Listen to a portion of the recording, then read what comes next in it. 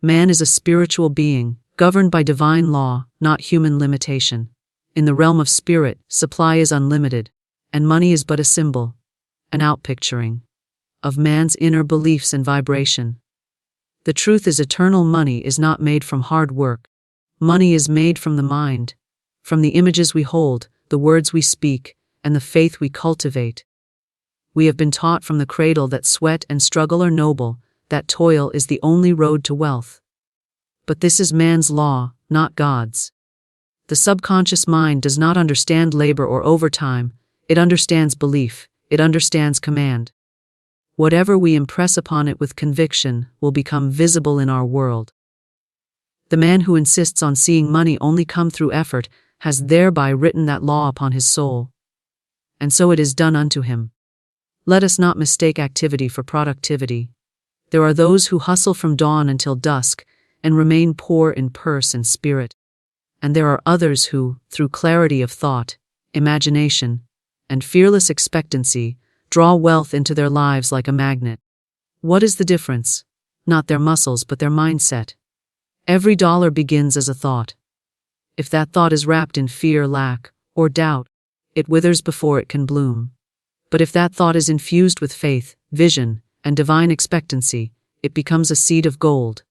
What you feel, you attract. What you believe, you receive. What you fear, you manifest. Your fortune lies not in your hands, but in your inner speech. Your mental pictures, your unwavering knowing that the universe, not your employer, not your clients, not the economy, is your source. The man who understands this truth no longer chases money. He aligns his thoughts with divine substance. He speaks only of abundance. He sees only opportunity. He gives thanks as though his supply is already overflowing, because in truth it is. His work becomes an expression of joy, not a means of survival. He works not for money, but from a place of wealth consciousness.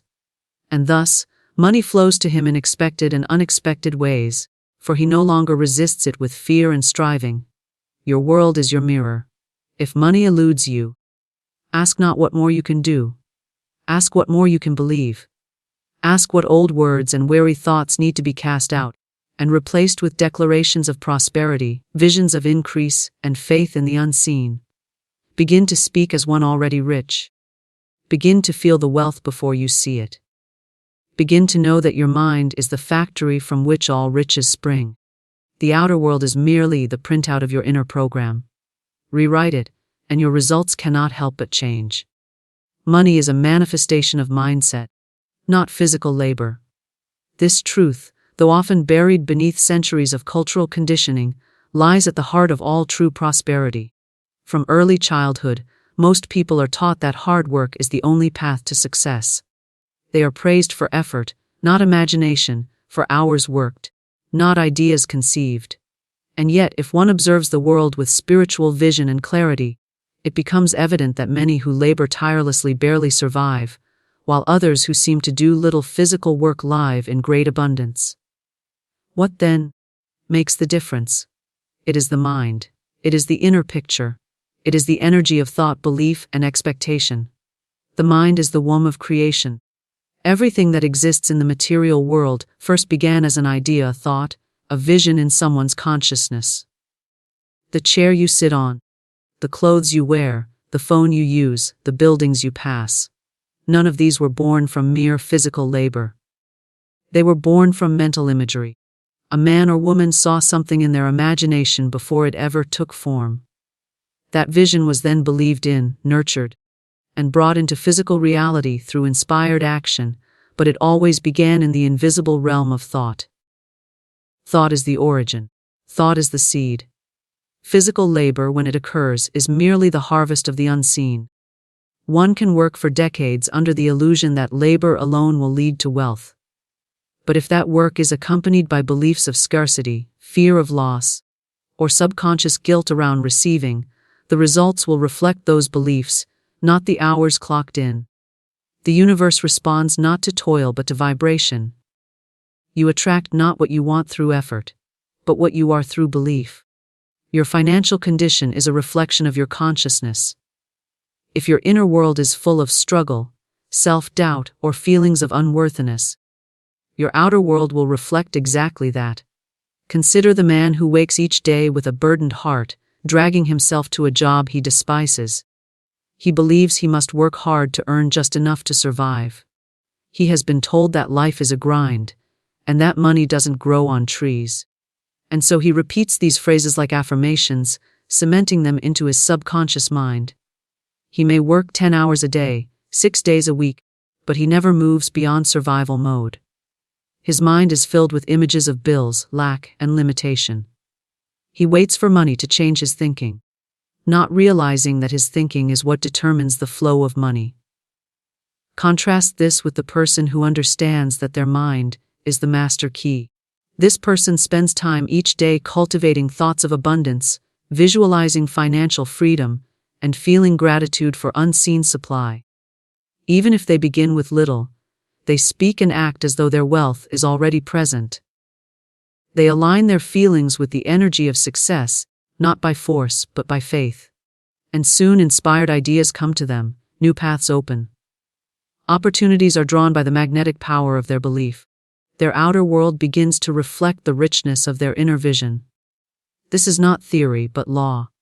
It is the law of mind, the law of assumption, the law of vibration, universal principles that govern all manifestation. The mind sets the tone, and the universe echoes it. There is no power in grinding and striving unless it is aligned with a prosperous consciousness. Many work hard out of fear, believing that if they stop, everything will fall apart. But fear-based action creates more reasons to fear. When action is inspired by faith and vision, it becomes effortless, joyful, and fruitful.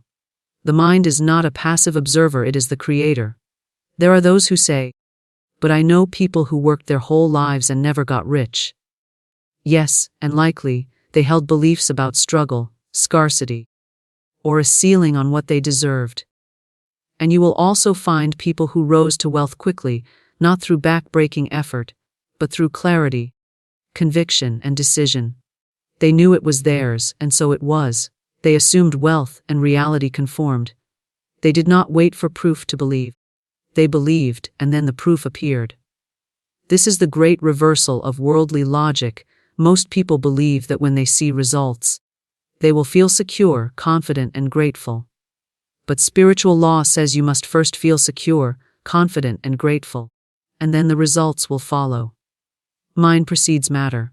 Feeling precedes form. You cannot wait for wealth to think wealthy thoughts. You must think wealthy thoughts to receive wealth. You cannot expect money to erase your fears. You must release your fears to allow money in. To align with prosperity, one must become aware of the inner narrative. What do you say to yourself about money? What images rise up when you think of wealth? Are your thoughts drenched in lack and worry, or do they radiate expectancy and ease? The subconscious mind accepts what is repeated with feeling.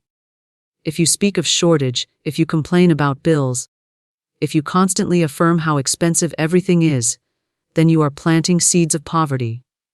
But if you speak of increase, if you bless your finances, if you feel gratitude for what is yet unseen, you are fertilizing the ground for abundance. Work is not evil, nor is it to be rejected. But work must be seen in its proper place, as a channel, not the source. The source is mind. The source is spirit. When you understand this, you are no longer limited to your job, your salary, or the economy. You can receive through infinite channels. An idea can bring you more wealth than a decade of labor. A shift in consciousness can do what effort alone never could. The world honors the hustle. Spirit honors the heart. When the mind is set on prosperity, the way will open, not always through expected means, but always in divine timing. Hard work without right thought becomes self-punishment. But right thought with aligned action becomes divine demonstration. You were not sent here to suffer, to strive, or to scrape by. You were sent to express the opulence of the universe. Your wealth begins in the invisible. Your mind is the architect. If you build the image within, if you believe with unwavering faith, if you speak with authority and expect good, then no outer force can withhold the riches that are rightfully yours. Belief and inner speech shape financial reality. This is not a poetic metaphor, but a spiritual law. precise and unfailing. The words you speak to yourself in silence. The beliefs you carry in the deep folds of your subconscious. The silent expectations you nurture. All of these are continually creating your financial world. Your outer conditions do not come first. Your inner convictions do. Long before money enters your life, or refuses to, there was a pattern set within your own mind. The world is but a mirror, and money merely reflects what the soul believes it deserves. There is a vast difference between conscious desires and subconscious beliefs. A person may say aloud, "I want to be rich," yet carry within a host of silent doubts, fears, and judgments around wealth. Perhaps they were raised to believe that rich people are greedy or corrupt. Perhaps they feel guilty asking for more than enough. Perhaps they carry the false nobility of poverty, believing that being poor proves their humility or moral virtue. These unspoken beliefs, lodged deep in the subconscious mind, speak much louder than the conscious wish. And the universe does not respond to surface desires. It responds to conviction. Every thought is a seed, and every word is a command. Your inner speech is like a prayer you repeat endlessly, either summoning riches or repelling them. You may think you are merely observing your circumstances when you say, "I can't afford that," or "money is tight," or "things never work out for me." But you are not observing, you are creating. You are affirming lack, writing it again and again into your subconscious script, and the outer world must follow suit. The world cannot contradict your dominant vibration. If you believe in scarcity, if your inner speech is filled with worry and doubt, then scarcity will take form before you. On the other hand, when one begins to discipline the mind and align the inner speech with abundance, the outer world must eventually conform. It does not happen by force or chance, it happens by law. The one who says quietly within, "I am wealthy in every way, I receive money easily. Everything I need is provided in divine order," plants seeds of increase that will grow in due season. It does not matter if the bank account still shows a small number. The universe responds not to the current balance, but to the belief behind it. If the belief is rich, the balance must rise. If the belief is poor, no amount of effort can prevent lack from returning. Belief is not just wishing. It is knowing. It is speaking with the tone of authority. It is feeling the end result as already done. It is the soul's confidence that what it asks for is already prepared and being delivered. When your belief is pure, steady, and unshaken by appearances, it holds more power than any bank account, any job, any marketplace. That belief becomes a mold, and substance must fill it. Inner speech is the daily tool of belief. It is not what you chant once and forget. It is the constant dialogue you carry with yourself in the privacy of your own mind. What are you saying when you look at a bill? What are you saying when an unexpected expense appears? What do you say when someone else receives more than you? Are you murmuring words of lack, silently cursing your conditions, resenting others, or fearing that it will always be this way? Every word counts. Every silent phrase carries a frequency. Every emotional thought sends out a signal. Money responds to feeling, not just repetition. You may say affirmations 100 times, but if they are mechanical, if they carry no emotional charge, they are but empty words. But if you say even one sentence, "I am richly provided for," with full belief, emotion, and gratitude, it is like casting a golden net into the invisible and drawing your good toward you. Feelings are the amplifiers of belief. The stronger the feeling, the quicker the demonstration. Many people unconsciously sabotage their own wealth with casual speech. They laugh and say, "I'm broke," or, "With my luck, I'll never get ahead," and they treat these phrases as harmless. But nothing is harmless when it comes to words backed by belief. The subconscious mind does not understand jokes. It takes you at your word. Every time you speak in alignment with lack, you reinforce a blueprint that says, "This is what I expect." And the universe, being obedient and impersonal, delivers exactly that. It is not enough to silence outer speech, the transformation must happen within. You must catch yourself in the act of small inner denials. When you feel jealousy towards someone with money, That is an inner speech declaring, I do not have, and I resent those who do. When you doubt your ability to receive, you are writing a spiritual contract that says, this is not for me. These are not minor slips. They are the very programming that governs the flow of money into your life. Change them, and you change your results. To shift into prosperity, you must cultivate new beliefs and nourish them daily. You must become familiar with the feeling of abundance, even before the facts match it. This is not pretending, it is aligning. Speak to yourself in the tone of one who already has, and soon you will. Say things like, money comes to me from seen and unseen sources. I am always divinely supported. I expect miracles in my finances. Say them not to convince the world, but to rewire your inner world. Say them until they feel true. Say them until they become your new reality. You may be tempted to believe that belief alone is not enough, that action must follow. Yes, action may come, but it will be inspired action, not frantic effort. Right belief always produces right guidance. When your inner speech is aligned with prosperity, you will be moved to act from a place of calm confidence, not fear. The action will feel effortless, even joyful, because it flows from truth. You will begin to notice new opportunities, meet new people, receive ideas that are perfectly timed. The outer world will rearrange itself to match your new inner narrative. Belief is the steering wheel of your life, and inner speech is the constant hand upon it. If your finances are not where you want them to be, the solution is not only more work, but deeper awareness of what you believe and speak within. Begin to guard your thoughts as sacred. Begin to treat every phrase as a seed. Begin to shape your inner dialogue into one of power, expectancy, and gratitude. Speak as one who receives. Believe as one who is already supplied. Think as one whose wealth is simply waiting to appear, because it is. Fear, doubt, and striving repel wealth. Though these emotions and behaviors are often praised in a world that worships effort and glorifies struggle, they are invisible barriers to abundance. The mind that is filled with fear cannot receive. The heart that doubts its worth cannot hold on to riches. The soul that strives and strains believes, at its core, that what it desires is far away, difficult, and uncertain. These inner vibrations contradict the energy of wealth, which is ease, certainty, and sufficiency. Money does not flow where it is feared. It does not linger where it is doubted. It avoids the clenched hands of those who chase it with desperation.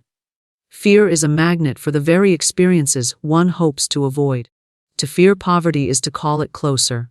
To fear loss is to invite it in.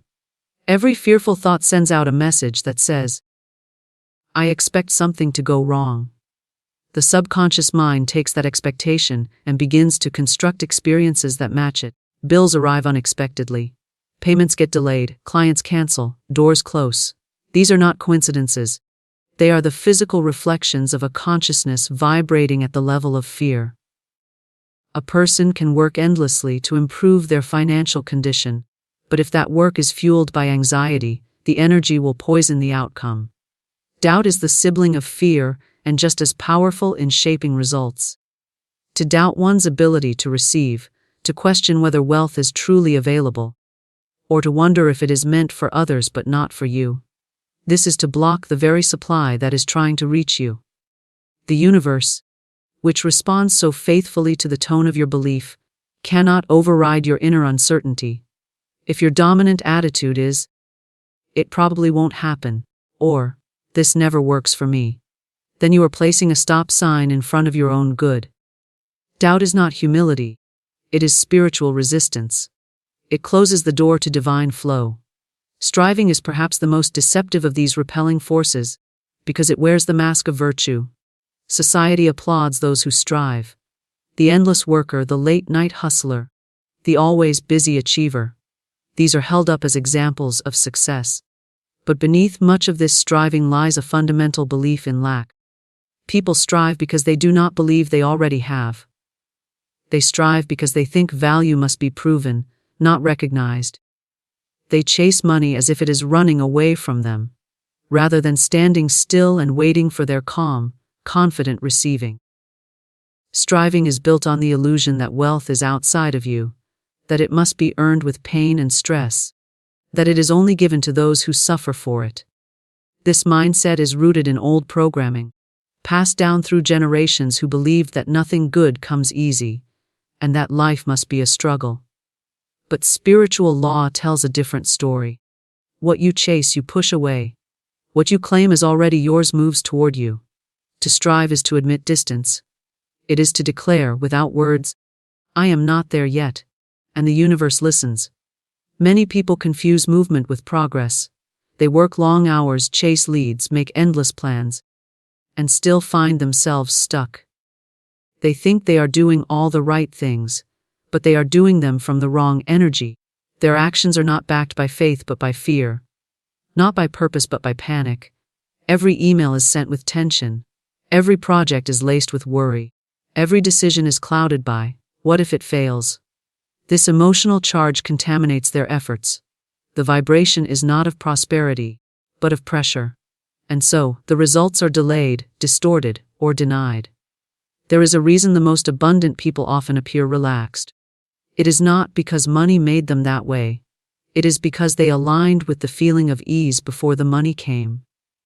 They removed the fear. They replaced doubt with knowing.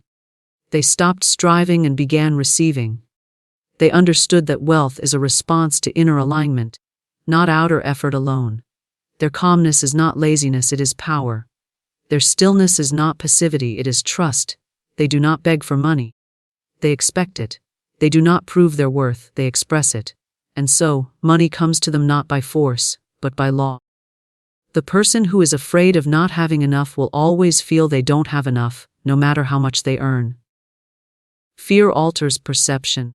It turns abundance into insufficiency. It makes $1,000 feel like 10. It blinds you to opportunities, shuts down your creativity, and makes you cling instead of circulate. True wealth requires circulation. It is a flow, a rhythm. When you are afraid to spend, when you hoard out of panic, you interrupt that flow. Fear shrinks your energetic field. It tells the universe, there's not enough. And the universe responds, very well, let it be so. Doubt does the same thing, only more quietly.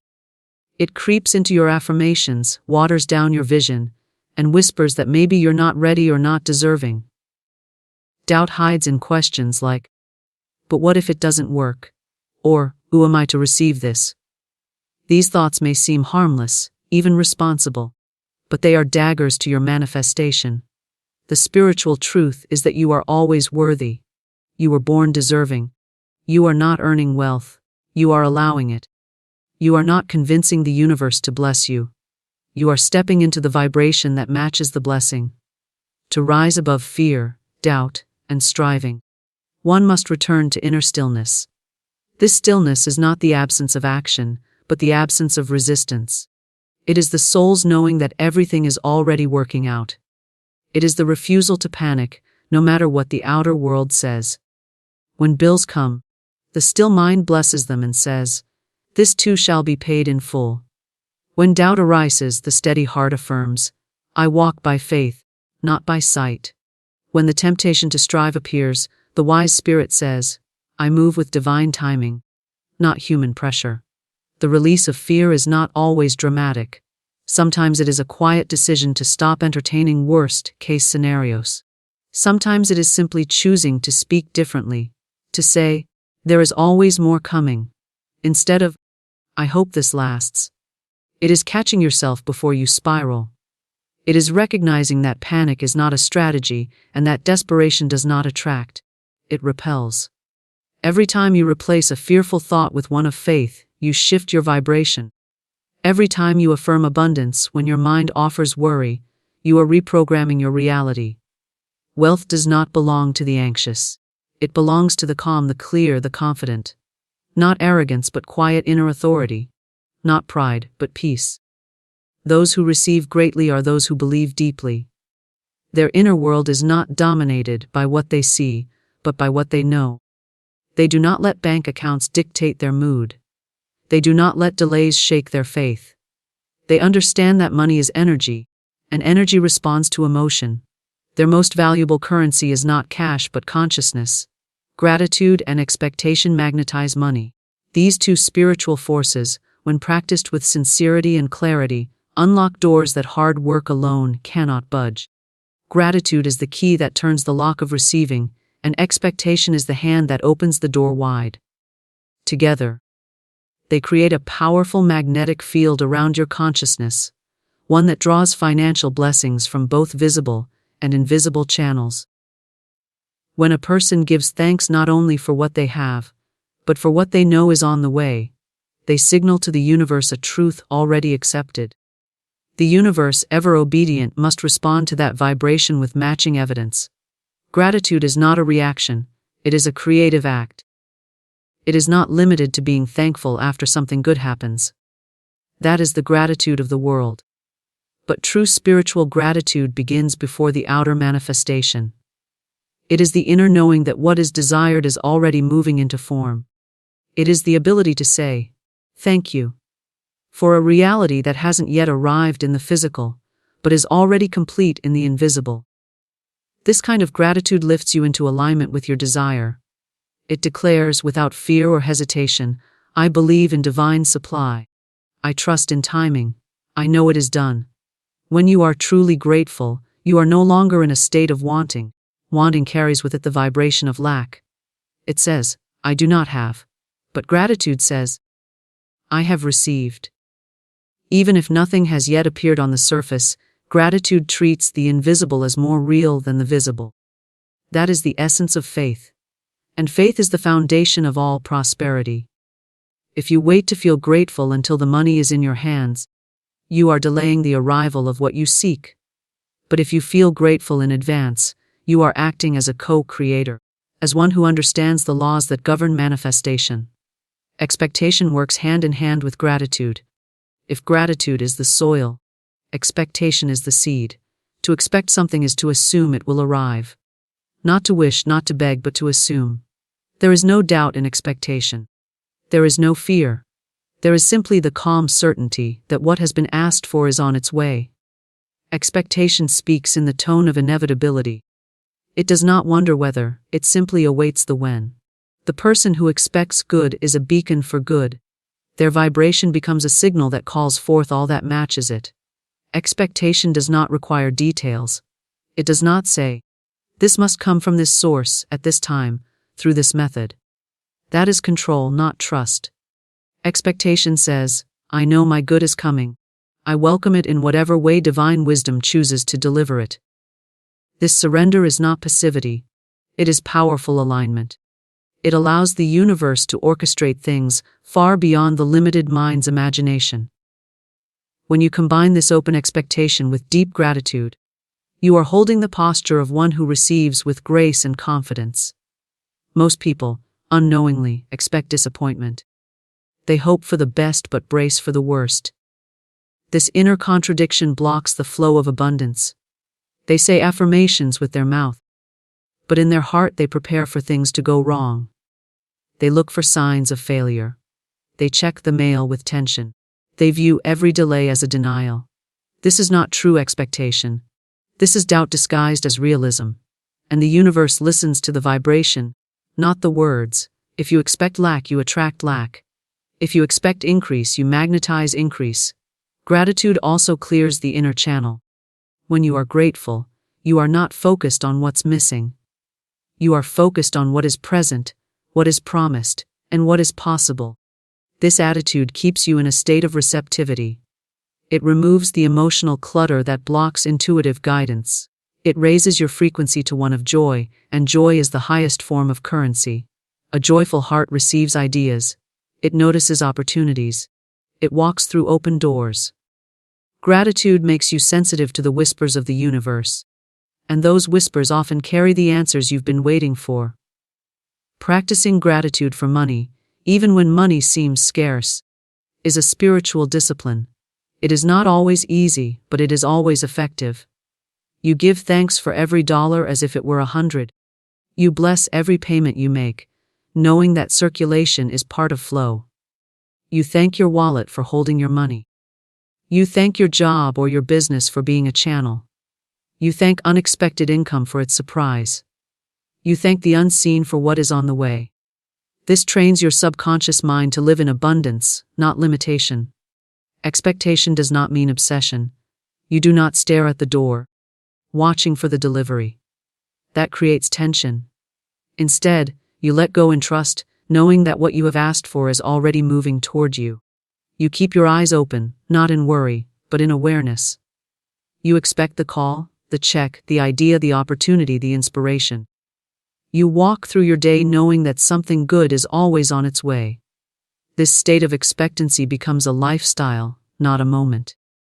It is a way of walking with the universe, not running ahead of it or dragging behind it.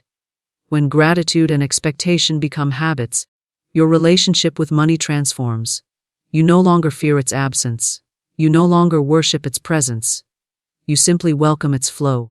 Money becomes a friend, not a taskmaster. It comes and goes with freedom. You treat it with respect, but not with desperation.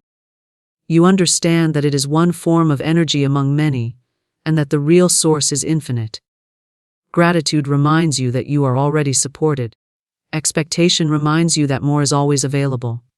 To cultivate gratitude, begin each day by naming what you appreciate. Not only material things, but also qualities, relationships, ideas, feelings, and possibilities. To cultivate expectation, set your tone in the morning by affirming, I expect good to come to me today. I expect surprises, blessings, and increase. Then go about your day looking for signs of that truth. You may find a coin on the ground, an unexpected compliment, a small refund, a helpful email. These are confirmations that your vibration is active, that the current is moving. It is important to understand that the energy behind your actions matters more than the actions themselves. If you express gratitude out of obligation, it has little power.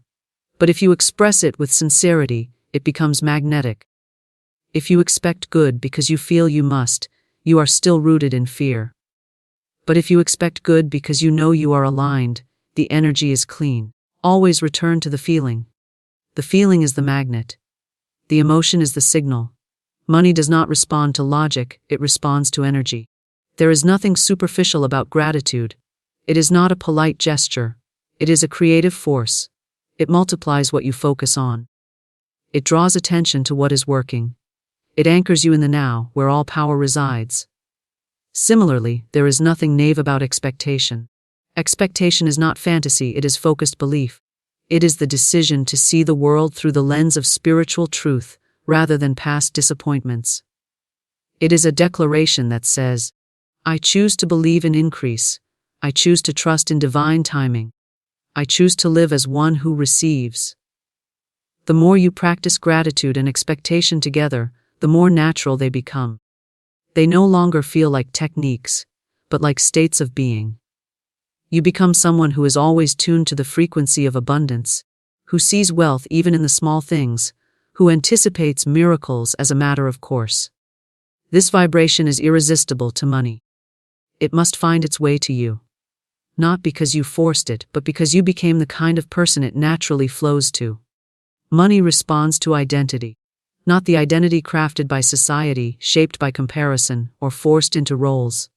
But the true inner identity, the deep, unwavering belief one holds about oneself.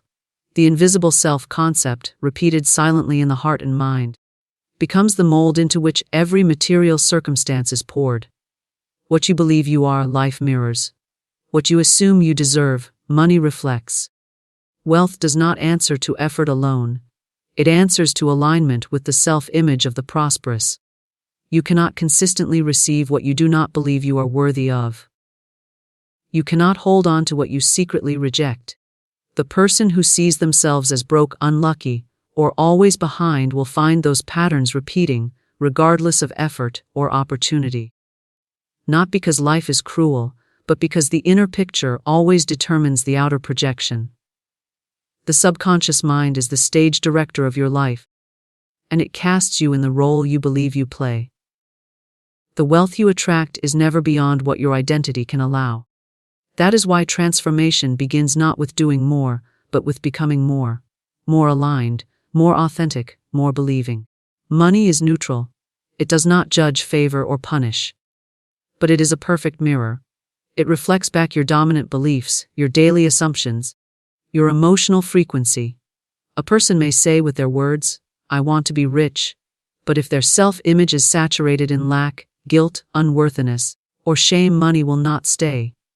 Or it may come and go in chaos, confirming the inner script that says, "I'm not safe with wealth," or "it never lasts." To shift financial reality, you must shift the identity that has created it. This is not about pretending. It is about remembering who you are before the world taught you limitation. The prosperous identity is not arrogant or greedy. It is not based on titles, status, or possessions. It is rooted in a knowing. I am connected to infinite supply. I am worthy of wealth. I am safe receiving. I am a clear vessel for circulation and increase. This kind of identity does not seek to impress. It seeks to express. It does not chase symbols of worth. It radiates intrinsic value. And because money responds to energy, not force, it flows toward this identity naturally, as a river flows to the sea. There is no resistance in authenticity. Children often live closer to this truth than adults. Before they are conditioned, they expect good. They imagine freely. They believe in magic. They ask without guilt. But over time, they are taught to tone it down, to be realistic, to expect less, to feel bad for wanting more. These ideas slowly shape a new identity, one that is cautious, doubtful, and disconnected from source. That is why reclaiming wealth consciousness is often not about learning something new, but unlearning what was never true. The real self already knows abundance. It is the conditioned self that fears it. When a person identifies as someone who struggles, they may unconsciously sabotage every breakthrough. They may overspend, undercharge, avoid opportunities, or resist visibility. Not because they are lazy, but because wealth feels unfamiliar. The subconscious mind does not seek what is pleasant. It seeks what is known. That's why change feels uncomfortable. When you step into the identity of wealth, of ease, of joy, the old self feels threatened.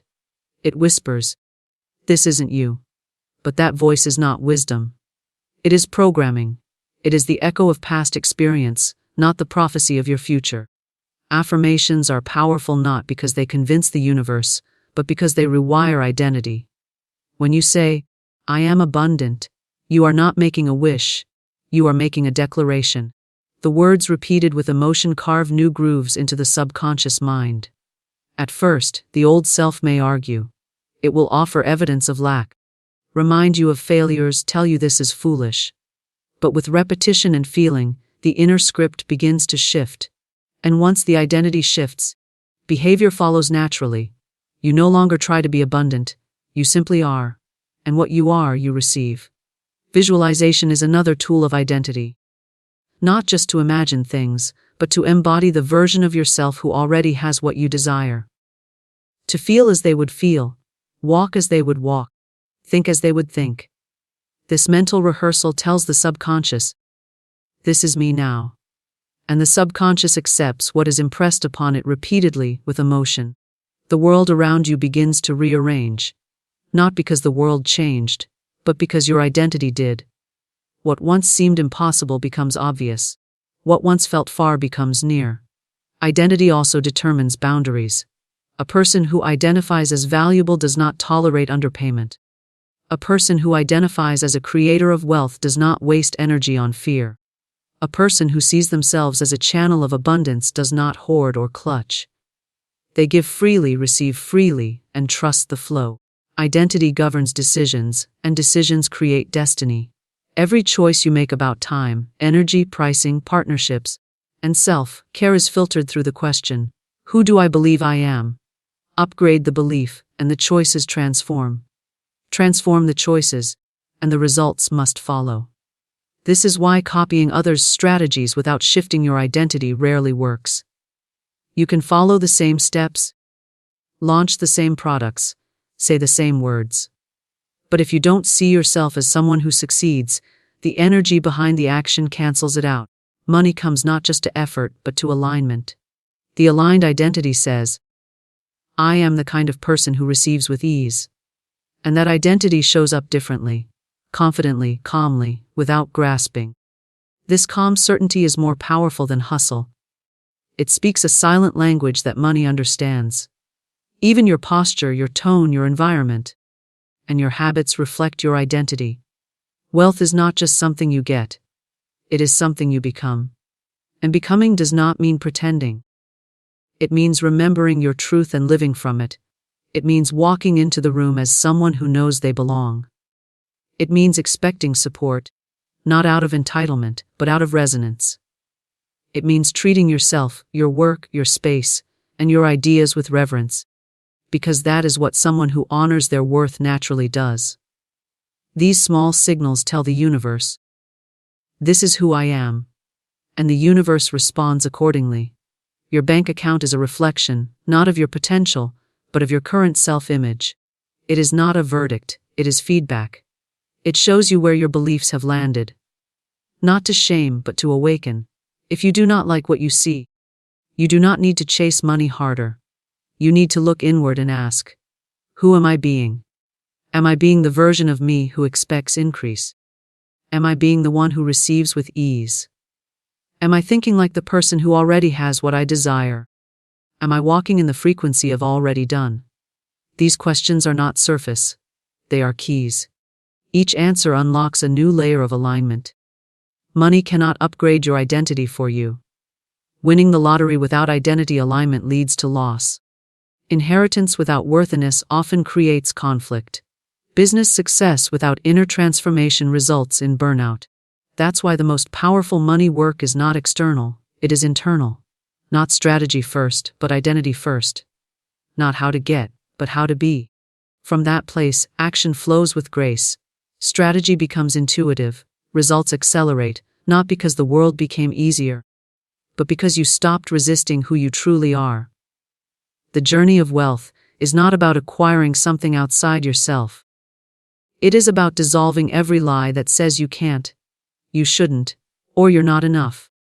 It is about claiming your divine identity as one who is already whole, already supported, already connected to infinite supply. That identity is not earned, it is revealed. And as you live more fully from that truth, money comes, not as a savior, but as a mirror, reflecting back the power you finally dared to embody.